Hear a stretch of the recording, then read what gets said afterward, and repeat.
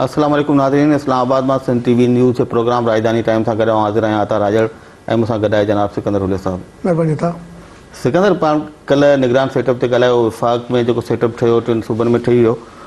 कल्ह आख़िरकार वो वॾे सूबे जेको अधु पाकिस्तान आहे पंजाब, उते बि नजम सेठी साहब खे निगरान वॾो वज़ीर नामज़द कयो वियो आहे। तव्हांखे मुबारक हुजे। तव्हांखे मुबारक हुजनि। हिकिड़ो हिकिड़ो कॉम्पिटेंट माण्हू आहे ऐं पहिरियों भेरो इन क़िस्म जी ज़िम्मेदारी कंहिं सहाफ़ी खे मिली आहे। हाणे ॾिसूं छा थो प्रूव करे। पर ॾिसो तव्हां त सवाइ वफ़ाक़ जे बाक़ी चइनी सूबनि में इलेक्शन कमीशन वटि मामिलो न वियो। कल्ह पहिरीं इहो ऐलान हालांकि थियो, पंजाब जी पार्लियामानी कमेटी फ़ैसिलो कयो त असां में इतफ़ाक़ राय नाहे थियो, इन करे मामिलो इलेक्शन कमीशन खे मोकिलियूं था। पर पोइ मुस्लिम लीग जी मरकज़ी क़यादत उनजो नोटिस वरितो ऐं आख़िरकार नजम सेठी साहब जे नाले ते इतफ़ाक़ कयो वियो। हाणे उनजे पिया सबबु छा हुआ? हाणे मुख़्तलिफ़ थ्योरियूं हलनि पियूं। चयो इहो पियो वञे त मुस्लिम लीग नून खे इहो ख़दशो हो या ॻणती हुई त शायदि इलेक्शन कमीशन में जॾहिं मामिलो वेंदो त उते बि साॻियो ई नजम सेठी साहब थी वेंदो ऐं पोइ वरी असांखे जीअं वफ़ाक़ में हेॾो वॾो धकु रसियो त इहो हिकिड़ो ॿियो धकु रसंदो। पर ओवरऑल ॾिसजे, जेका पाण कल्ह बि डिस्कस करे चुका आहियूं, सदर आसिफ अली ज़रदारी जी जेका सियासत आहे ख़ासि करे निगरान सेटअप ठाहिण जे हवाले सां, त उहा असां माज़ी में जॾहिं ॾिठो त माज़ी में हमेशह थियो ई आहे। सवाइ गुज़िरियल दौर जेको जनरल मुशरफ वारो हो, उन में इहो आहे त जनरल मुशरफ जे छठी तरह जेका 2002 वारी हुकूमत आई उहा ख़तमु थी त उनखां पोइ वरी जनरल मुशरफ जा ई माण्हू हुआ। मोहम्मद मियां उमरो निगरान वज़ीर अज़म थियो ऐं पोइ सभु ख़्याल उन्हनि जा हुआ जिन चूंडूं करायूं 2008 जूं, न त 88 खां वठी 97 ताईं जेके चूंडूं थियूं उन में चूंडूं उन्हनि करायूं जिन उन वक़्त जी हुकूमत जेके उन वक़्त जी हुकूमत जा मुख़ालिफ़ हुआ। हिन भेरे असांखे नज़र इहो पियो अचे त उनजो बदिल थियो आहे त सभु उहे ई माण्हू तक़रीबन आहिनि जेके उन गुज़िरियल हुकूमत में रहिया या उन सां कोन जो लॻापो आहे या उन्हनि जी मर्ज़ी सां उहे माण्हू आया आहिनि। त हाणे पीपुल्स पार्टी खे जेका ख़दशा हुआ त शायदि निगरान हुकूमत ईंदी, पोइ कड़ो एहतिसाब शुरू थी वेंदो, पुछाणा थींदा, जेके 5 साल हुननि जेको कुझु कयो उनजो हिसाब किताब शायदि निगरान हुकूमत में ई शुरू थी वञे। त उहे शयूं मूंखे लॻे थो त हा बिल्कुलु था, उहा ॻाल्हि सही था चओ। पर एक्चुअली हीअ हिकिड़ी आईनी ऐं क़ानूनी फतह बि आहे। तव्हांखे यादि हूंदो, तव्हां पाण चओ त 88 खां वठी जेके केयरटेकर्स आहियूं त जेका हुकूमत वेंदी उहा पंहिंजी मर्ज़ी जी केयरटेकर आणींदी निगरान, ऐं पोइ अल्टीमेटली उन ते इल्ज़ाम मुख़ालिफ़ आणींदा हुआ न। हा मतिलबु आणींदा, पर जेको ईदर वे हो, कुझु सूरतुनि में उहो मामिलो ठहियो। हिन दफ़े हिकिड़ी वॾी मुल्क में आइनी बहस हो, तव्हांखे यादि आहे गुज़िरियल 3 सालनि खां ई पोइ 20 तरमीम बि आइन जे अंदरि इंट्रोड्यूस थी, जंहिंजे अंदरि इहो हो त जेको बि वफ़ाक़ ऐं चइनी सूबनि में केयरटेकर गवर्नमेंट्स जेके हूंदियूं उहे उन दौर हर सूबे जो जेको वज़ीर आला या अपोज़िशन लीडर आहे, मर्कज़ में वज़ीर आज़म या अपोज़िशन लीडर, उहो गॾिजी वेही तय कंदा ऐं मामिलो न हल थियो त पार्लियामेंट कमेटी ॾे वेंदो, उतां हल न थियो त इलेक्शन कमीशन कंदी। त उहा हिकिड़ी बहितर डेवलपमेंट इहा थी। उन सां छा आहे जो हिकिड़ो वसीतर सियासी प्रोसेस शुरू थियो। तव्हां ॾिठो त साल खां वठी कई माण्हुनि जा नाला गर्दिश में 6 महीननि खां तेज़ी आई। गुज़िरियल महीने खां त बिल्कुलु हिकिड़ो वॾो ईअं हर रोज़ु ब्रेकिंग न्यूज़ में ठही छा मामिलो हूंदो। उन में कल्ह मूं तव्हां गर्ज़ कयो त आसिफ अली ज़रदारी आहे पोलो जो खिलाड़ी। बेसिकली ही जेको रेस थींदी आहे उन में माण्हू तव्हां ॾिसो न घोड़नि खे डोड़ाए कंहिं जाइ ते फथकाए बीहारींदा आहिनि। हिन बेसिकली पॉलिटिकल माइलेज इहो वरितो जो समूरनि धुरनि खे मैदान में लाथो ऐं पंहिंजा घोड़ा बि छॾिया ऐं हुन अहिड़ा घोड़ा छॾिया जेके जिते जज बि आहे त टेक्नोक्रेट पिया ॾिसो था। टेक्नोक्रेटिक टीम में हुन इंटरनेशनल इस्टेब्लिशमेंट खे बि ऑनर कयो, पाकिस्तानी खे बि कयो, जजिस खे बि कयो कंपोज़िशन। पंजाब जे अंदरि हुन जज बि एड कयो त गॾो गॾु नजम सेठी अहिड़ो मोस्ट क्रेडिबल माण्हू बि एड कयो। त अॻियां एॾो डिसाम थी वई हुननि जे लाइ, बेहथियार बेसता थी विया माण्हू। तव्हां ॾिठो एंड ऑफ डे कीचड़ उछलाइण जो कमु आयो, चौधरी निसार शुरू कयो माण्हुनि ते। हिननि बि कयो त इल्ज़ाम खां पोइ इल्ज़ाम तराशी ऐं इल्ज़ाम दर इल्ज़ाम आयो त अल्टीमेटली छाणीअ में जॾहिं मामिलो थियो त सम्झ में आई त जेको जंहिंजी डिग्री घटी, जेको घटि कंट्रोवर्शियल हो, जीअं जस्टिस खोसे जो मिसाल हो वफ़ाक़ में, त उनखे इलेक्शन कमीशन तरजीह ॾिनी। ईअं नजम सेठी जे मामले में तव्हांखे यादि आहे त राना सनावाला पहिरीं ॾींहुं चयो त हिन ते हीअ प्रॉब्लम आहे, हिन जी चिड़िया जो छा थींदो, हीअ तबसरा हुई टीवीअ ते करे। पर ॿिए ॾींहं ते चवंदा त मियां साहिब खे ठीकु ठाक झाड़ पलाई ऐं उनखां पोइ हीअ जो कल्ह बि जेको डेडलॉक थियो त मियां नवाज़ शरीफ़ पाण डायरेक्टली हुनखे घुराए चयो त बाबा ॻाल्हि इहा आहे त नजम सेठी सां पुराणो असांजो हिसाब किताब रहे थो, उहो बि ज़रा सिधो करे छॾिणो आहे। तव्हांखे यादि हूंदो त जॾहिं मियां साहिब जी 99 में हुकूमत हुई त सेठी साहब ते बाक़ाइदा बग़ावत जो केस दाख़िल थियो बिल्कुलु। ऐं हुनखे जेल विधो वियो ऐं रुगो जेल में नवाज़ शरीफ़ कोन विधो हो, सेठी साहब MRD वारे दौर में बि जेल में वियो हो। सेठी साहब 70s में भुट्टे साहब जे दौर में बलोचनि सां गॾु बाक़ाइदा पहाड़नि ते जीअं अॼु हथियार खयो पिया घुमनि, हीउ विड़ियो हुते, हुनखां पोइ आयो, उनखां पोइ उन दौर में वियो त हिन जी हिकिड़ी पुराणी तबियत हुई त हिन जो हिकिड़ो मिज़ाज बि अहिड़ो इंटरनेशनल रिप्यूट जो माण्हू बि हो। उनखां पोइ ओवर द इयर्स हुन पंहिंजी क्रेडिबिलिटी, पंहिंजी इज़त ऐं पंहिंजो वक़ार ठाहियो ऐं अॼु जॾहिं हीअ सूरत हाल आई त मियां साहब खे बि हमेशह ॾाढो तजिजे जे अंदरि तमामु क्लियर ऐं तमामु एनालिटिकल हूंदो आहे। जेका जेका तनक़ीद पीपल्स पार्टी जी हूंदी आहे उहो कंदो आहे, जेका एन ते हूंदी आहे कंदो आहे, पर कुझु राय कुझु मशवरा आहे। हिकिड़ा मुल्क जे अंदरि जेको हिकिड़ो सेंस ऑफ स्टेट्समैनशिप हुजे उहो हुनजे ॻाल्हि मां तव्हां ॾिठो त वाज़ियो थियो ऐं ॿई धुरियूं यकराए ऐं मुल्क जूं यकराए जेके धुरियूं ऐं ॿियूं जेके वॾियूं सहाफ़ती धुरियूं आहिनि त हुनजी राय खे वधीक बहितर सम्झंदियूं ऐं अल्टीमेटली हुनजी रिस्पेक्ट जो लेवल एॾो वधियो जो हेॾे ख़तरनाक माहौल में जिते टिनी सूबनि जे अंदरि केयरटेकर्स अची वियूं, मर्कज़ जे अंदरि बि अची वई ऐं पीपल्स पार्टी जो नामिनी हुजण जे नाते तव्हां ॾिठो त आसिफ अली ज़रदारीअ कई माण्हू शूट कया त लॉन्च कया त बाबा हीअ आहे उन्हनि ते प्रॉब्लम्स आया। कल्ह तव्हांखे मोर्स कयो अचकज़ी साहब हुननि जो नॉमिनी हो पर उन ते प्रॉब्लम आयो, असमान जहांगीर बि हुननि जी नॉमिनी हिकिड़े लिहाज़ खां पर प्रॉब्लम आयो न। पर उहो ठीकु आहे, तव्हां ॾिसो न नून लीग मर्कज़ में या पंजाब में जेके माण्हू नॉमिनेट कया उहे माण्हू माना सॼी क़ौम जे साम्हूं वाज़े हो त इहे पीपल्स पार्टी जा मुख़ालिफ़ रहिया आहिनि। कंहिं न कंहिं तरीक़े सां हिननि खे पीपल्स पार्टी सां का न का शिकायत रही आहे ऐं नून लीग ख़बर न आहे छो पर ऐं उन जे भेट में जेके पीपल्स पार्टी माण्हू लॉन्च कया उहे घटि में घटि मॉडरेट आहे, दरमियाना जो सिधो सो टकराव न नून लीग सां। जी हाणे फॉर एग्ज़ाम्पल तव्हां ॾिसो न जेको जस्टिस ज़ाहिद हुसैन हो लाहौर हाई कोर्ट जो CJ रहियो उहो हिकिड़ो मॉडरेट माण्हू हो, हुननि सां बि ठीकु हो। नजम सेठी बि बल्कि हुननि जे ज़रिए ताब रहियो कंहिं न कंहिं फॉर्म में, पर हुन माज़ी जी दुश्मनियूं ऐं तलखियूं विसारियूं ऐं हाणे हुनजी पाण में लॻ आहे पोइ हिकिड़ो बहितर हो। जेको मर्कज़ में अचो जस्टिस खोसो ख़ुदि हिकिड़ो तव्हांखे यादि आहे त 80s में माण्हू आहे ऐं हीउ जेको CJ पाकिस्तानी हिन टकराव में टकराव कोन हो। ईअं इशरत हुसैन हो त टेक्नोक्रेट हो, ठीकु आहे, स्टेट बैंक जो गवर्नर हो मुशर्रफ जे दौर में, पर अहिड़ा माण्हू त मुल्की असास मीरा नासिर असलम ज़ाहिद ॾिसूं त उहो नासिर असलम ज़ाहिद ते प्रॉब्लम आयो त इहो पलीर साहब जे हवाले सां जेको सवाल जवाब आया उन में छा आहे जो हुननि जी इक्वेशन हिन दफ़े तव्हां ॾिठो त केयर टेकर्स में आसिफ अली ज़रदारी टेक्निकली कयो हुनखे नॉकआउट। बिल्कुलु। ऐं इहा हिकिड़ी तमामु वॾी लड़ाई हुई जेको हुननि सोचियो पिए त असीं 20 आईनी तरमीम जे ज़रिए डिक्टेट कंदासीं। ईअं ॾिसो जमहूरी प्रोसेस जे अंदरि डिक्टेशन ईअं न हूंदी, वसी तर कंसल्टेशन न। चौधरी निसार जो तव्हां रवैयो ॾिसो न, हुन यानी कि पार्लियामानी कमेटी अञा वेठी हुई हिते फेडरल लेवल ते, उन्हनि जो इजलास हलियो पियो, हुन अॻु में ई ऐलान कयो त इहो इलेक्शन कमीशन खे फ़ैसिलो करिणो आहे। ॾिसो जेकॾहिं इहो चौधरी निसार तव्हांखे यादि आहे उन ॾींहुं बसी असेंबली हुयासीं, उहो आख़िरी सेशन हो, चौधरी निसार जे रवे जे करे तव्हां ॾिसो त हर माण्हू चवंदो हो त हर उहो कहिड़ो कमु आहे जंहिंमें निसार वेहंदो ऐं यकराए थींदो ऐं हल थींदो। त ॾिसो त मियां साहब इंटरवीन कयो। तव्हांखे अॻु में हिकिड़े प्रोग्राम मूं गुज़ारिश कई त जॾहिं बि क्रिटिकल मामला ईंदा आहिनि त चौधरी निसार जो हिकिड़े वक़्त ताईं रोल हुजे थो, बाद माइनस थींदो आहे। पोइ शरीफ़ पाण मतिलबु इवन शहबाज़ को नुक़सान पहुचाए पीपल्स पार्टी खे पोइ त सम्झ में ॻाल्हि अचे थी त चलो नून लीग खे फ़ाइदो थियो, पर चौधरी निसार जा जेके बि हिन क़िस्म जा फ़ाइदा हुआ उनजा नून लीग खे नुक़सान थियो। उहो सॼण जे रूप में पंहिंजी पार्टी लाइ हिकिड़ो दुश्मन वारो किरदारु पियो अदा करे ऐं जेको नून लीग खे नुक़सानु रसियो आहे। हर माण्हू हिन वक़्तु तनक़ीद जो निशानो पियो बणाए नून लीग खे, त नून लीग कहिड़े क़िस्म जा फ़ैसिला पई करे जेके हूअं त खणी कल्ह तमामु ज़िक्र कयो त जेके सर्वे अचनि पिया, पॉपुलरिटी जो जेको ग्राफ आहे मथे पियो थिए, पर हिन क़िस्म जा फ़ैसिला त हिननि खे तमामु घणो नुक़सानु पिया रसाइनि हाणे नून खे। पर हिकिड़ो चौधरी निसार जे हवाले सां थोरी मां कॉमेंट करणु चाहींदुसि। उहो चौधरी निसार अपोज़िशन लीडर हो, MNA हो, हाणे हुन टर्म पूरो थी वियो, हाणे वरी इलेक्शन में वञनि पिया। हाणे ईंदड़ सेटअप में नथो लॻे त मियां साहब हुनखे एतिरी इंपॉर्टेंस ॾींदो जेको ही हिकिड़ो इंटायर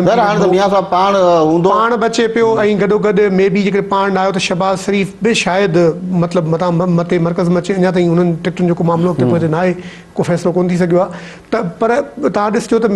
जेको चौधरी निसार टाइप माण्हू आहे उन्हनि जे करे नून खे लॉस आयो आहे। हिन वक़्तु नून बिल्कुलु राइज़ में हर जाइ ते उनखे फ़ाइदो थी रहियो आहे। मुल्क जे चइनी सूबनि में तव्हां ॾिसो सिंध जे अंदरि बि उनजो इमेज बहितर थियो आहे, बलोचिस्तान में त बिल्कुलु बहितर थियो आहे। जो हीअ वरी हाणे अख़्तर बेंगल साहब अची वियो, उहो उन्हनि सां गिर्ड ऐं क्लब में आहे। KP जे अंदरि तव्हां ॾिसो त मानसरा वग़ैरह ताईं जेको अॻु में एंट्री जो प्रॉब्लम थी वियो उते बहितर थी वियो आहे। पंजाब जे अंदरि बि आहिनि, साउथ में बि हिकु अधु एंट्री कई आहे। हिन जो मतिलबु आहे त मियां साहब ऐं नून लीग त हिन वक़्तु बिल्कुलु राइज़ ते आहे ऐं पावर जे क़रीब आहिनि। त हुननि खे जेको जेको फ़ैसिलो करणु घुरिजे फेडरेशन जे बाक़ी यूनिट्स लाइ ऐं माण्हुनि जे बारे में जॾहिं ॻाल्हाइनि था ऐं कॉमेंट कनि था त 2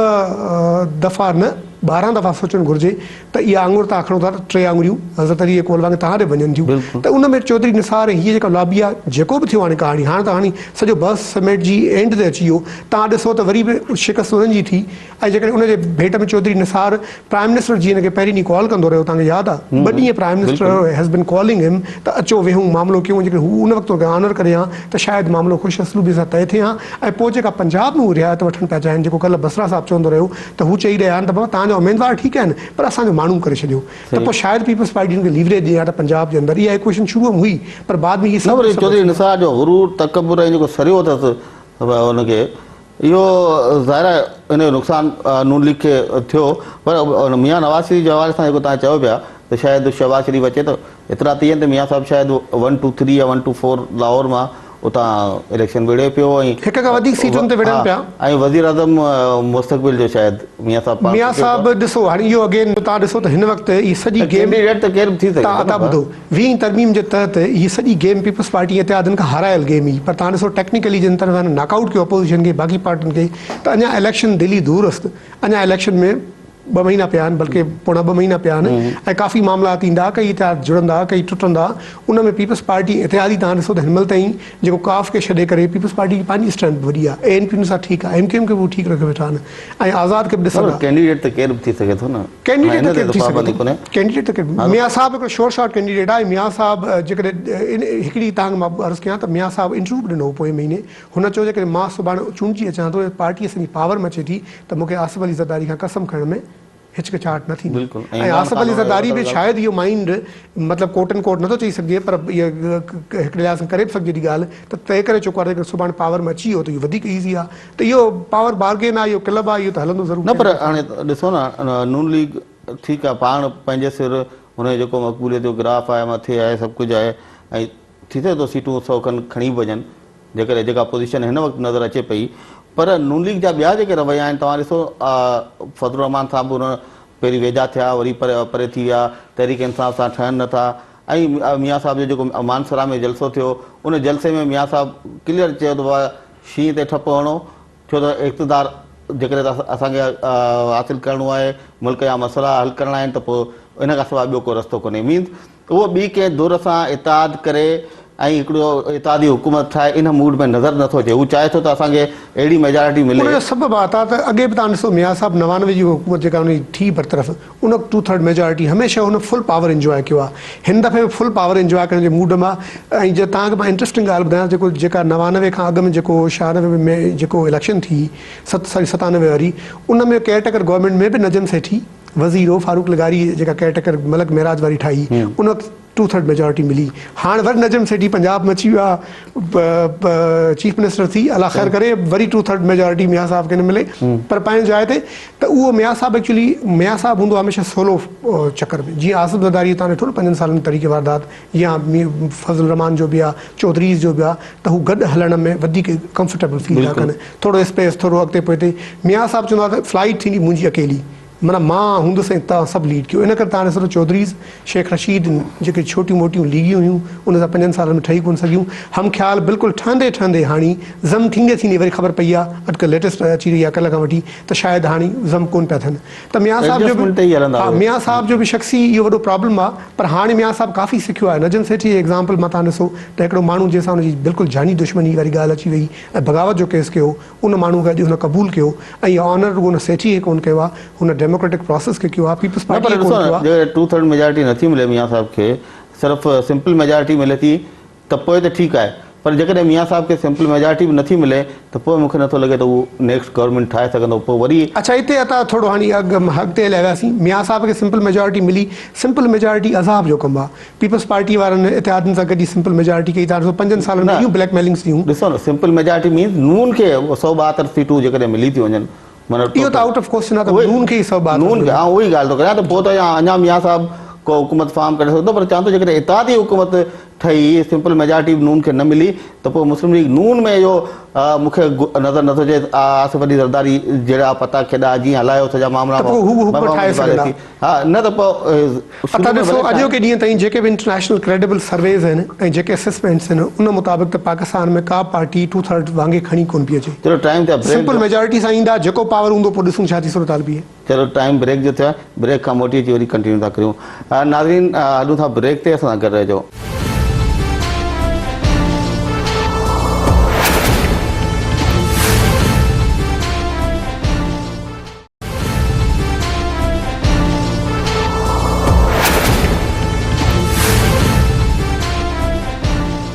नाज़रीन प्रोग्राम में ॿीहर भलीकार।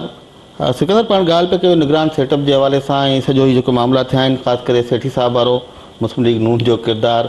त हाणे इन ई हवाले सां इस्लामाबाद जो तमामु सीनियर सहाफ़ी आहे रऊफ़ कलासरा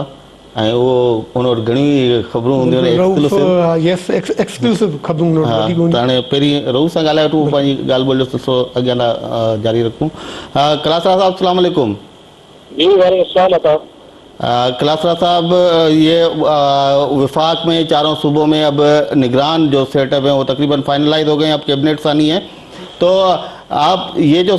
निगरान वज़ीर आज़म और चारों सूबों के वज़राए आला आए हैं, इस हवाले से जो तनकीद की जा रही है मुस्लिम लीग नून पर ख़ास तौर पर कि आसिफ अली ज़रदारी की सियासत की जीत हुई है और मुस्लिम लीग नून के जो लोग हैं जो उनको मशवरे देने वाले हैं क़यादत को, उन्होंने मुस्लिम लीग नून को पीछे ला खड़ा किया है, इस पर आप क्या कहेंगे? अब मैं इससे थोड़ा सा मेरा डिफरेंट टेक है। नवाज लीग अगर पिछले आप भी खुद पॉलिटिक्स को समझते हैं, आप भी इस्लामाबाद में कवर करते रहते हैं, हम इकट्ठे ही होते हैं। मेरा ख्याल है कि नवाज लीग डिफरेंट सियासत करती है और जरदारी साहब के हामी जो है ना वो इस बात पे बड़ा खुश होते हैं कि जरदारी साहब पे भारी या जरदारी साहब दुनिया के समझतरीन आदमी है, बाकी शायद लोग जो है वो कुछ चारा खाते और जरदारी साहब हैं वो अनाज खाते। मेरा ख्याल ऐसी बात नहीं है, ये सब समझते हैं सियासतदानों को, ये एक्ट करते हैं, फेक करते हैं, बाज़ दफा वो चीजें जैसे होती हैं उनके बरक्स एक तरह की एक्टिंग की जाती है। मतलब मैं आपको दो चार मिसालें देता हूँ। ये कहना कि जरदारी साहब ने पूरा अपनी मर्जी का फैसला बना लिए और नवाज लीग नहीं बना सकी, ये बात सारी भी सच्ची नहीं है। हो सकता है इसमें थोड़ी सी इसमें सच्चाई और सिंध की हद तक हो सकता है कि अपनी मर्जी का बंदा रख लिया क्योंकि एमकेएम और पीपल्स पार्टी का अपना ही वहाँ पे होल्ड था, अपोजिशन थी नहीं, वो मैं मान लेता हूँ। चलो बलूचिस्तान की हद तक भी हो सकता है, केपी में नहीं कह सकते क्योंकि केपी का डिफरेंट स्टोरी, वहाँ पे उनका अपना याकूब दुरानी साहब उनके पोजीशन लीडर थे और वहाँ पे उनके अमीर हैदर खान होती उनके पोजीशन अलग थे। बात आती है ऐसे हम देखते हैं कि अगर इस्लामाबाद की हद तक देखते हैं तो जो नाम जो खोसो साहब का आया है तो ये आपको भी पता है, आपने भी वो स्टोरी अपने चैनल पे ब्रेक की थी और बाद में फॉलो भी हुई कि ये तो जाके अगर जरदारी साहब या नवाज शरीफ साहब इनका खेल खेल रहे होते तो फिर तो ये कोई ना कोई नाम जो है वो या तो प्राइम मिनिस्टर और अपोजिशन लीडर के दरमियान तय हो जाता जब पहले उनकी मुज़ाकरात हुए थे, या कमेटी में तय हो जाता और यहाँ तक ना आता इलेक्शन कमीशन तक आना और उसमें खोसो साहब का बनना, इससे मैं तो उनकी चलाकी नहीं समझता, उनकी जरदारी साहब की बहुत बड़ी समझदारी थी। ये स्टैंड था कि जैसे जो 4 नाम भेजे गए थे कमीशन को उनमें से 3 लोग पहले कंट्रोवर्शियल हो चुके थे, चाहे एक पीपल्स पार्टी का था इशरत साहब थे, उनकी तरफ से ज्यादा नासिर साहब थे और पुलिजो साहब ऑफ कोर्स उनसे ज्यादा कंट्रोवर्सी थे, उन्होंने नहीं होना था। सो एक चॉइस होना खोसो साहब का जो नेचुरल था, ये कैलकुलेशन है, आपने भी की, हमने भी की, चोरियां भी चली, आपने ब्रेक की, हमने की, सबने की, इसलिए इसमें मुझे कोई बड़ी चलाकी नजर नहीं आ रही। अब आते हैं पंजाब पे जिसपे लोगों का ये डिबेट शुरू हुई है कि पंजाब में नजम सेठी साहब के आने से जो है वो ये नवाज लीग जो है वो डिसएडवांटेजेस पोजीशन में गई है। मैं ऐसा नहीं समझता। इसकी बात यह है कि नजम सेठी साहब जो है वो अच्छे हैं, बुरे हैं, जैसे हैं, उन पे एक ओवरऑल इस वक्त पोलिटिकल पार्टीज में ये कंसेंसस है कि नजम सेठी साहब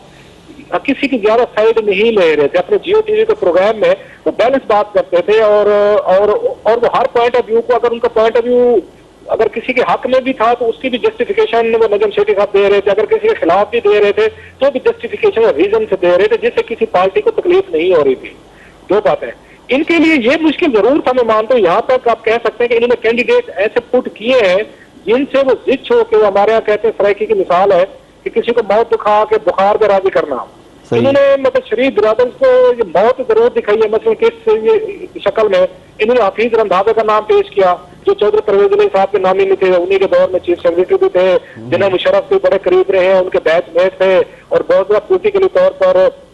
उनका रोल भी रहा है 2002 और आज के दरमियान पाकिस्तान का, उसको कभी नहीं मानना था उन्होंने, नवाज शरीफ ने, शहबाज ने। ऐसे जहीर हुसैन था, वो भी कहते थे पीछे के हैं, तो बात कहते हैं जमशेदी साहब। तो ये वो आप कह सकते हैं कि उन्होंने इस तरह के, तो उनको थोड़ा सा कार्नर किया है कि नवाज लीग इनके उम्मीदवारों को मानने पे आई है। लेकिन लास्टली बात लंबी हो गई है, नवाज शरीफ साहब ने बड़े, और इनकी पार्टी ने बड़े अच्छे तरीके से अपने आप को 5 साल में मजलूम साबित किया कि हम बड़े मजलूम हैं, और जबकि साथ की बड़ी खौफनाक किस्म की सियासत करते हैं जो किसी की समझ में नहीं आती। ये बहुत चालाक है, तेज है, अजार है, और हम बड़े मासूम हैं, ऐसी बात नहीं है। ये भी अब आप देखेंगे पूरे मुल्क में इस वक्त अपोजिशन समझा जाता है, नवाज शरीफ को समझा जाता है, वो उनकी पार्टी। आई ऑलवेज वंडर, अच्छा ये कहना कि जी क्या चला हो भाई मेरे, अगर चला है तो नवाज शरीफ साहब जो 7% पाकिस्तान की हुकूमत कर रहे थे,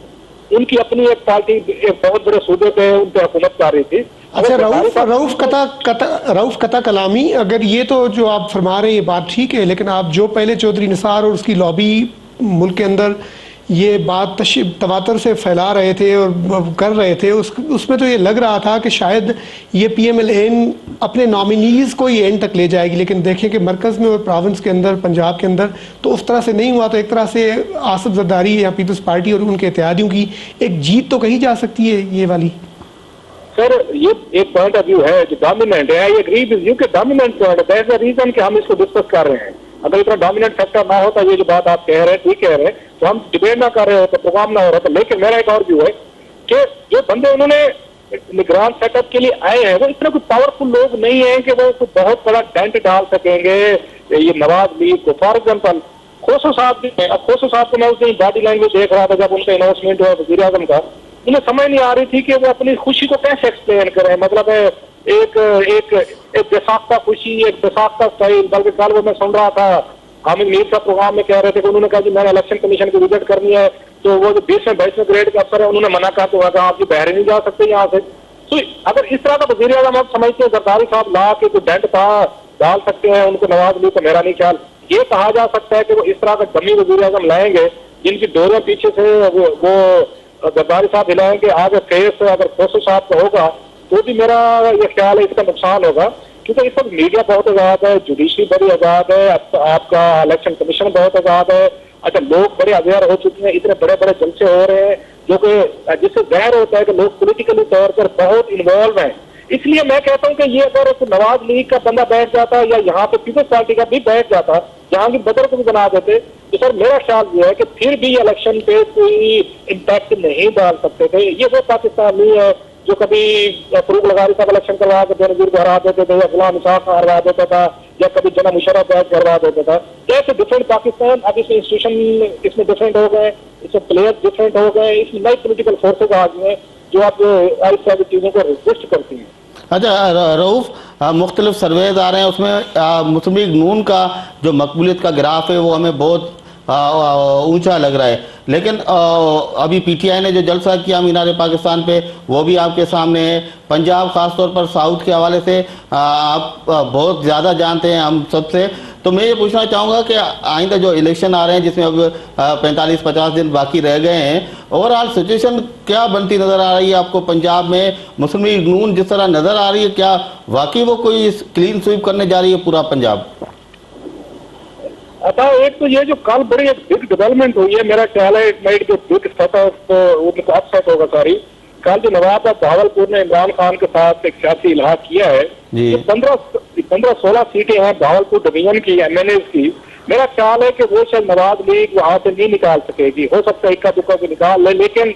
ये मुझे मुश्किल लग रहा है क्योंकि नवाब भावलपुर का अपने इलाके में इम्पैक्ट है, अपना एक उनकी से है, वहां पे इन्होंने इतिहाद तारक बशीर चीमा वगैरह ने एक दूसरे के साथ किया है, लिहाजा जो पंजाबी या सेटलर वोट है वो लोकल सराकियों के साथ मिलके लेकिन मेक डिफरेंस। इसलिए साउथ में बड़ा मुश्किल होगा नवाज के लिए वहां पे कोई मेजर कम बैक करना। और ध्यान में रखिएगा साउथ में इस वक्त कुछ 48 के करीब सीट्स हैं, सेंटर में 100 सीट्स हैं। तो ये मुकाबला कर अगर नवाज शरीफ वहां पे परफॉर्म नहीं कर सकते सराकी इलाकों में, जो मुझे मुश्किल लग रहा है, तो फिर जो बाकी बैटल होनी है वो होनी है पंजाब में 100 सीट्स पे। उसमें इमरान खान जैसे आप कह रहे थे कि एक मेजर स्टेक होल्डर है ये सेंट्रल पंजाब में। अच्छा पीपल्स पार्टी ये उम्मीद रख के बैठी हुई कि पिछली दफा हमारे जो उम्मीदवार है वो नवाज शरीफ से सेंट्रल पंजाब में हारे हैं, तो रेशो क्या थी उस वक्त हारने की, तो कोई 10,000 से आ रहा है, कोई 5,000 से आ रहा है, तो कोई 2,000 से आ रहा है। तो वो ये समझ रहे हैं कि राइज ऑफ इमरान जो है सेंट्रल पंजाब में ये पीपल्स पार्टी को बहुत सपोर्ट करेगा। यही वजह थी कि इन्होंने पिछले साल अपनी नई कैबिनेट बनाई थी तो 11-12 वजीर इन्होंने सेंट्रल पंजाब से लिए थे ताकि कुछ इनको एज किया जाए, कुछ बहुत ये ले आए, बाकी इमरान काटेगा, तो लिहाजा कोई ना कोई इक्वेशन बनेगी और पीपल्स पार्टी जीत सकती। तो इतना ईजी मुझे नहीं लगा पंजाब में नवाज शरीफ का जैसे कि तस्वर दिया जा रहा है, जैसे कलम लिखे जा रहे हैं या 100 का सर्वे किए जा रहे हैं। मैं तुम सर्वे पे बड़ा हैरान हो, तो आप और हमसे तो कभी किसी ने पूछा भाई आपने वोट किसको डाला या नहीं डाला, पता नहीं कौन सर्वे करता है, कहाँ पे किए जाते हैं। दूसरी बात यह है कि क्या 18 करोड़ आबादी में से 4,000 बंदों से पूछ लेने का मतलब ये 18 करोड़ की आपने सेंस ले लिए, सो इट्स बोगस इंस्टीट्यूशन वाली बात है। और जब ये बात करते हैं ना कि हम जो अमेरिका में भी इसका सर्वे होते हैं, तो वहाँ के इंस्टीट्यूशनलाइज सर्वे हो चुके हैं, उनकी क्रेडिबिलिटी है, उनका अपना सिस्टम है, सेटअप है। यह पाकिस्तान के हद तक मैं इन सर्वे को अच्छा रऊफ, ये साउथ में नवाब भी आ गए, शाह महमूद और जावेद हाशमी पहले थे, और सेंटर के अंदर जमात इस्लामी पीटीआई के साथ आ गई। आप क्या समझते हैं कि अब साउथ में और सेंटर में अच्छी खासी अलायंस उनके साथ हो गई है, इधर शायद रावलपिंडी में शेख रशीद भी ज्वाइन करें, तो पंजाब के अंदर पीटीआई कोई कितने सीट्स लेने में कामयाब हो सकती है? मेरा ख्याल है कि ये अभी थोड़ा सा सवाल बिट अर्ली क्वेश्चन है, इसको आजकल बहुत सारे यार दोस्त आप मेरे को पूछते भी हैं, तो मैं बड़ा रिजर्व रहता हूँ इसका जवाब देने में कि अभी तो ये मैदान सजा है, अभी घोड़ा आना है, अभी तलवार आनी है, अभी दौड़ शुरू होनी है, मतलब यहाँ पे अभी इसलिए कुछ टाइम है, 1 महीना में सब्र करना चाहिए। लेकिन मैं ये कहता हूँ कि इमरान खान अब तक अपने पत्ते ठीक खेल रहा है अगर देखा जाए। हालांकि इमरान को दबाव बहुत ज्यादा था पिछले साल में, इमरान को अपोजिशन बहुत ज्यादा हुई है, इमरान को और बड़े मसाइल आए हुए हैं, उनका इलेक्टेबल आना शुरू, उनके पास इलेक्टेबल आना बंद हुए हैं। लेकिन इमरान ने अच्छा काम बैक किया, पर्टिकुलरली जो मैं कह रहा हूँ लाहौर वाला जलसा एक बहुत बड़ा जलसा था, उससे बड़ा मैं कहूँगा जैसे जमात इस्लामी का आप कह रहे हैं इनसे बातचीत शुरू हो गई है, उससे बिग डेवलपमेंट साउथ में जो की है वो मैंने कहा कि नवाब भावलपुर से अलाइज करना, ये वो पाते हैं, वो सिग्नल है जो इमरान आप जो उसके इर्द गिर्द बैठे हुए हैं पोलिटिकल लीडर, मेरा कहना आप उसको सही मशवरा दे रहे हैं कि इमरान को अपने सोलो फ्लाइट से निकल गए, आइसोलेशन से निकल गए, कुछ जो पॉकेट है पंजाब में उनको कैप्चर करने की जरूरत है। इमरान इस वक्त ये केपीके में ये पॉपुलर है, लेकिन पंजाब में अब तक ये समझा जा रहा था कि शायद सेंट्रल पंजाब के शहरों में है, लेकिन अब वो निकल रहा है, is reaching out to concerned pocket, और अब तक की जो रिपोर्ट पंजाब में मेरा ख्याल फेवरेबल है। अच्छा रऊफ, आखिरी सवाल है मेरा कि पाकिस्तान पीपल्स पार्टी रजिस्टर्ड हो गई इलेक्शन कमीशन के पास, सरपरस्त आला उसके बिलावल भुट्टो जरदारी हो गए और 2 तलवार का निशान उनको मिल गया। ये मिलते ही उसके बाद बिलावल भुट्टो जरदारी अचानक मुल्क छोड़ के चले गए। इंडियन मीडिया ने मुख्तलिफ रिपोर्ट्स दी, पाकिस्तान में जो मुख्तलिफ लीडर्स हैं पाकिस्तान पीपल्स पार्टी के, वो एक और रुख उसका पेश कर रहे हैं कि वो क्यों चले गए बैरून मुल्क। आपके पास क्या इतलात हैं कि उनके जाने के क्या असबाब है? क्या वाकई उनके अपने वालिद साहब के साथ, प्रेसिडेंट आसिफ अली जरदारी के साथ कोई इख्तलाफात हैं, या इतने सिक्योरिटी थ्रेट्स थे कि उनको मुल्क छोड़ना पड़ा? नहीं, इसमें सिक्योरिटी थ्रेट्स नहीं है, बल्कि बड़ी एक अजीब इत्तेफाक की बात है कि आपके टेलीफोन से पहले मेरी ये किसी दोस्त से बात हो रही थी, जो फैमिली फ्रेंड है इनका, जरदारी साहब का, रावल भाई के बड़े करीबी आदमी है, वही चांस उनका मुझे फोन है, तो मैंने यही सवाल उनसे पूछा जो आप मुझसे पूछे, जस्ट आपका फोन आया तो उससे पहले 1 मिनट बंद हुआ है। वो यही कह रहे हैं कि ये नहीं है, कोई इसमें सिक्योरिटी थ्रेट्स नहीं है, ये पर्सनल डिफरेंसेज हुए हैं, और पर्टिकुलरली कराची के मसले पे हुए हैं, क्योंकि बिलावल जो है ही इज अनकंफर्टेबल विद हिज फादर एंड ए कंपनी, क्योंकि बिलावल की जो ग्रूमिंग है, वो ट्रेनिंग है, वो माँ ने ज्यादा की है अपने जिंदगी के आखिरी 8 साल जो है बिलावल उनके करीब रहा। बिलावल एक की स्टडी जो है वो लंदन की है, उसका ये कल्चर डिफरेंट है, उसको डिसेंट आदमी है, ज्यादा पोलाइट है। वो जो क्राउड, जिस क्राउड में जरदारी साहब ने उसको इंडक्ट करने की कोशिश की या वो टिप्स ऑफ द ट्रेड दिखाने की कोशिश की, तो सुने बिलावल को ज्यादा पसंद नहीं है, और पर्टिकुलरली अपनी जो उनकी वो फुफी है फरियाल के रोल से, सुना फरियाल के रोल पे वाकई बिलावल को रिजर्वेशन भी थी, और इनके जो दोस्त हैं और उनके मुजफ्फर टप्पी के बारे में मुझे पता चला है कि जो इसमें इनके मुंह बोले भाई हैं, उन पे इनको रिजर्वेशन थी, इसको उनके रोल के पार्टी में बिलावल को, बिलावल को सिक्योरिटी रीजन से बाहर नहीं किया। जो मेरी इतलात है वो उनके फैमिली फ्रेंड के बात है, वो ये कहते हैं कि अपने फादर के इर्द गिर्द जो क्राउड है और जिन लोगों के हाथ में पार्टी है, बिलावल उन लोगों के साथ अनकंफर्टेबल था, और बाकी वो इनसे पॉलिटिकल रीजन की वजह से वो लंदन गया है। वो चले, बहुत शुक्रिया कलात्रा साहब हमें ज्वाइन करने का। सिकंदर, आखिरी गाल का रऊफ कई तो वाकई इख्तलाफ के हुआ त असां ॾिठो त जॾहिं पाकिस्तान पीपल्स पार्टी जी जो इक़्तिदार अञा हलियो पिए उन दौरान बि इहे शयूं साम्हूं आयूं ऐं इहो चयो पियो वियो त को पीउ ऐं पुट विच में हिकु शदीद इख़्तिलाफ़ थी विया आहिनि, पोइ हू कावड़जी वियो आहे, पोइ हीअ आहे। आख़िर में असां ॾिठो त हिन क़िस्म जी का बि शइ कोन्हे। अदा हिन में हिकिड़ो मुंहिंजो ज़ाती कॉमेंट आहे, मतिलबु थोरी घणी इंफॉर्मेशन बि आहे पर उहा शेयर मुनासिबु नथी लॻे करणु। उहा ई आहे त आसिफ अली ज़रदारी तमामु घणनि माण्हुनि खे हिन मुल्क में पिनाए छॾियो आहे, सही सियासी तौर ते बि ज़ाती तौर ते बि, ऐं हुन पंहिंजे ज़िंदगी में पंहिंजे पीउ खे ग्राउंड करे छॾियो हो।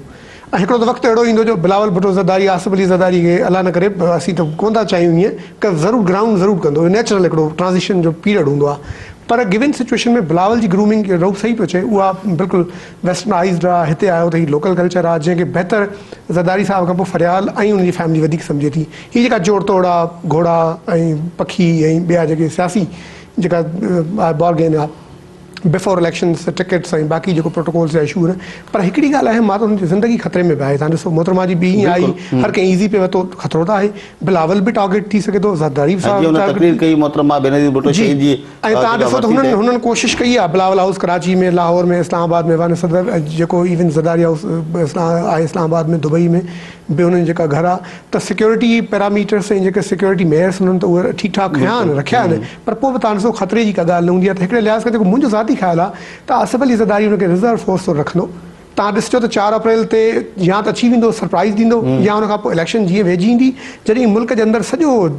डिस्ट्रिक्ट ऐं डिवीजनल वारो जलसा थी वेंदा ऐं आख़िरी 4-5 6 ॾींहं रहंदा जेके जलसा हूंदा प्रोविंशियल लेवल जा, उन्हनि खे ज़रूरु लीड कंदो। मोहतरमा कयो आख़िर में ख़िताब। इहो नथो थी सघे, इहो विच ते मीडिया जी स्पेकुलेशन, लेकिन हिकिड़ो नेचुरल डिफरेंस ऑफ ओपिनियन त हमेशह पीउ जो ऐं पुट जो थींदो आहे, उहो त पंहिंजे जाइ ते। पर पॉलिटिकली ज़रदारी साहिबु हाणे त हुनजी माउ बि कोन्हे, त ॿारनि सां वधीक क्लोज़ बि आहे। जी जेको फरियाल रालपुर जो माण्हू रोल ॿुधाइनि था, तव्हांखे यादि आहे विल जे अंदरि बि हुनजी प्रॉपर्टी जी आवेश टपी जी ॻाल्हि हाणे रऊफ़ कई। पर तव्हां ॾिसो न, इहे आहिनि न नवां फैक्टर्स एड थी विया न। फरियाल जो बि इंपॉर्टेंट रोल आहे, अवेस जो बि इंपॉर्टेंट रोल आहे, त बिलावल जो ओतिरो इंपॉर्टेंट रोल त न आहे न, जेको in terms of decision making. त उहो 25 सालनि जो ॿार त न आहे, 25 सालनि जो जवान आहे, त उहो एफर्ट कंदो हूंदो त प्रॉब्लम थियो हूंदो। पर इहो एॾो प्रॉब्लम न आहे जो बिलावल न अचे, रीजॉइन न करे, पार्टी का टेक न ॾिए। चलो टाइम थियो ब्रेक जो, नाज़रीन हलूं था ब्रेक ते। ब्रेक खां पोइ असां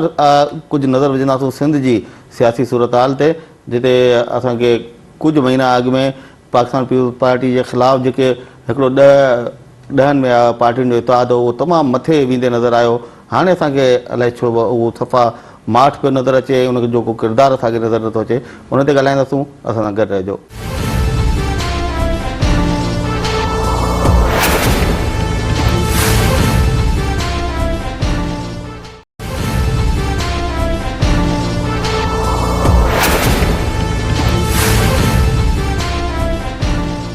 वेलकम बैक नाज़रीन। सिकंदर, हाणे सिंध जी सूरत हाल ॾिसो, लोकल गवर्नमेंट वारो जेको नओं कानून आयो, उन खां पोइ जंहिं क़िस्म जी हुते एजिटेशन हली सिंध में, उन खां पोइ ॿियूं पार्टियूं ख़ासि करे असांखे मुस्लिम लीग फंक्शनल तमामु मथे वेंदे नज़र आई ऐं आवाम में बि हिकिड़ी तमामु ज़बरदस्त उनखे मोट मिली। पर जीअं पाकिस्तान पीपल्स पार्टी पंहिंजे आख़िरी ॾींहंनि में इहो एक्ट वापसि वरितो असेंबली में, उन खां पोइ हाणे उन क़िस्म जी का असांखे एक्टिविटी बि नज़र नथी अचे। ऐं मूंखे त माना हाणे हूअं जेको दोस्तनि सां ॻाल्हि थिए थी, असां मीडिया ते TV चैनल्स ते ॾिसूं था, अख़बारूं पढ़ूं था, हाणे त वरी लॻे ई नथो को मुस्लिम लीग फंक्शनल का सिंध में मौजूदु बि आहे। अता तव्हां सही ॻाल्हि चई, हीउ सॼो जेको पीपल्स पार्टी जे ख़िलाफ़ु टेम्पो डेवलप थियो, उहो लोकल गवर्नमेंट वारो लॉ समझदारीअ सां हुननि रिप्लेस कयो। त हुननि जे हेठां जेका मुखालफ़त हुई, उनजे हेठां हुननि धरती कढी छॾी, उनखे लीड पियो कयो पीस ऑफ फंक्शनल लीग। उन वक़्तु असीं चवंदा रहियासीं, कई माण्हू चवंदा रहिया, उनखे एनालिस्ट ॿिया माण्हू, त रुॻो पीपल्स पार्टी खे गारियूं ॾियण सां, घटि वधि ॻाल्हाइण सां ऐं रुॻो मुखालफ़त करण सां तव्हांजो मसइलो सॉल्व न थींदो। जेतिरियूं बि NTPP फोर्सिस आहिनि, उहे नेशनलिस्ट आहिनि, उहे रिलीजियस आहिनि, ॿियूं नंढियूं वॾियूं आहिनि, या फंक्शनल लीग आहे या वफ़ाक़ मिली थियूं कनि, उहो हिकिड़ी ग्रैंड स्ट्रैटेजी हुजे, हिकिड़ी वसील बुनियाद ऐं हिकिड़ी जामे स्ट्रैटेजी हुजे, पंहिंजो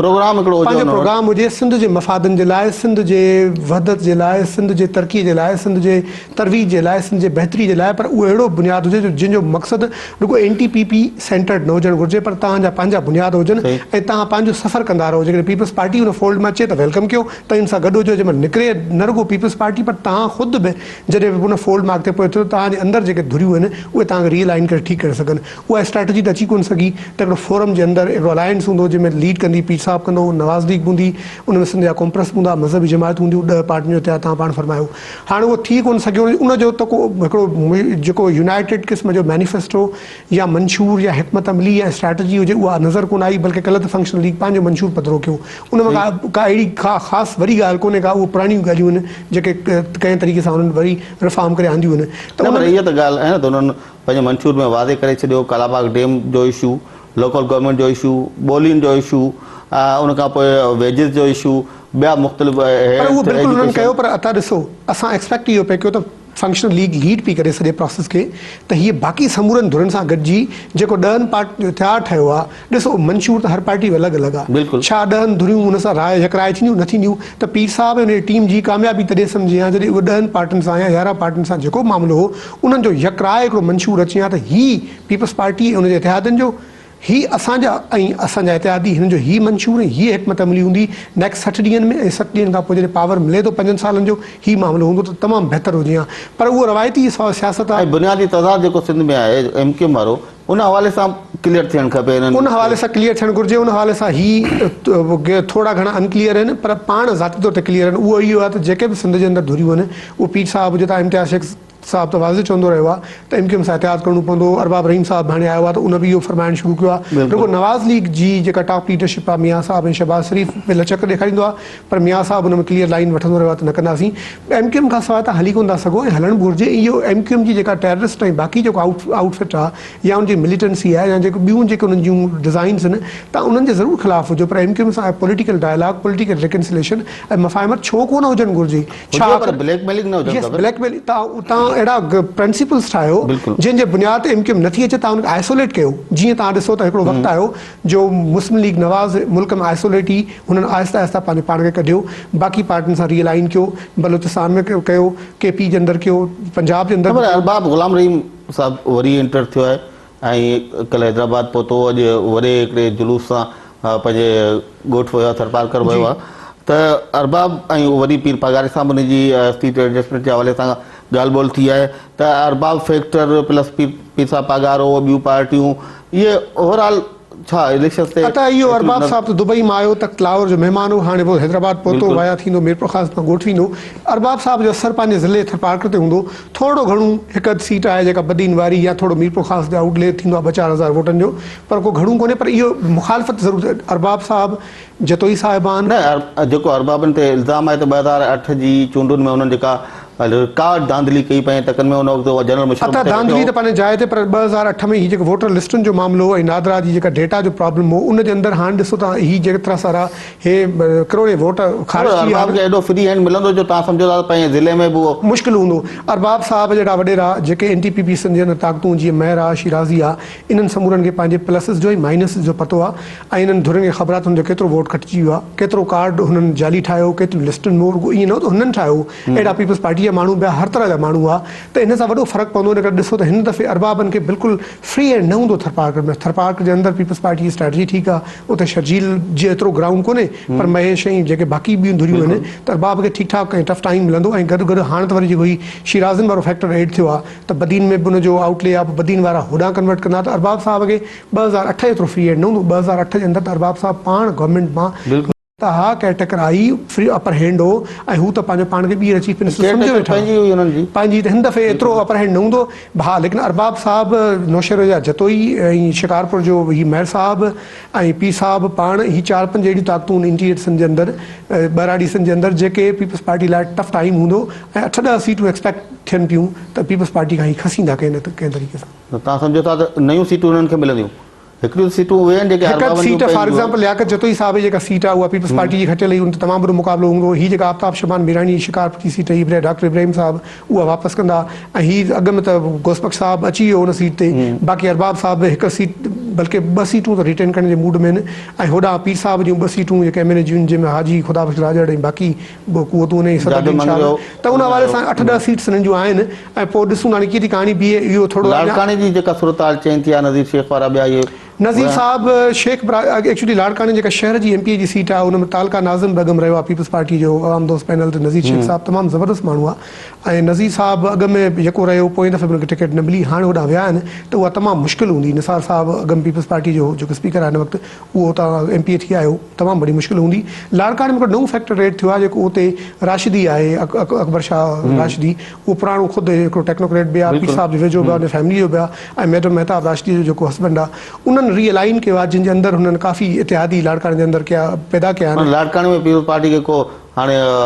लाड़काने में हिन दफ़े मुक़ाबिलो सेटबैक त नथो चई सघिजे मुक़ाबिलो ज़रूरु हूंदो ऐं इहो जेको अकबर शाह ऐं गॾोगॾु हीउ जेको शेख साहब आहे ऐं मुमताज़ भुट्टो आहे त इहे सभु रीअलाइन करे पीपल्स पार्टी लाइ मुश्किल वक़्तु हूंदो पर उते ई पीपल्स पार्टी उन्हनि खे बि गॾायो आहे और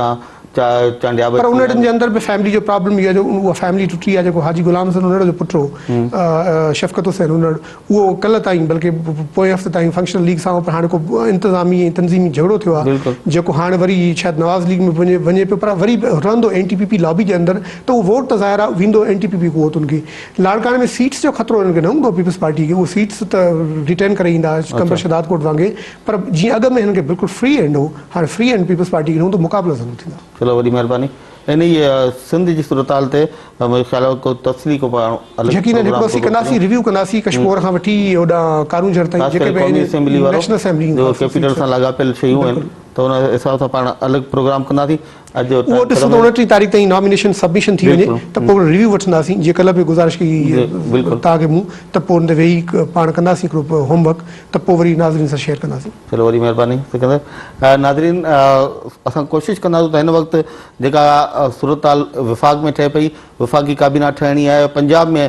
काबीना ठहणी आहे सिर्फ़ु हिकिड़ी काबीना ठही आहे KPK जी उन खां सवाइ बलूचिस्तान सिंध पंजाब ऐं विफ़ाक़ जूं काबीनाऊं अञा इंतज़ार में आहिनि चयो इहो पियो वञे त विफ़ाक़ जी काबीना तयारु आहे कागज़नि में पर कुझु सलाह मसइलत हले पई उहो सलाह मशवरा जीअं मुकमिल थींदा त विफ़ाक़ी काबीना जो ऐलान थी वेंदो ऐं उनजो इंतज़ारु बि असांखे रहंदो सुभाणे ताईं मूंखे ऐं सिकंदर खे ॾींदो इजाज़त सुभाणे ॿीहर मिलंदासीं के नए मौज़ू सां अला भाई।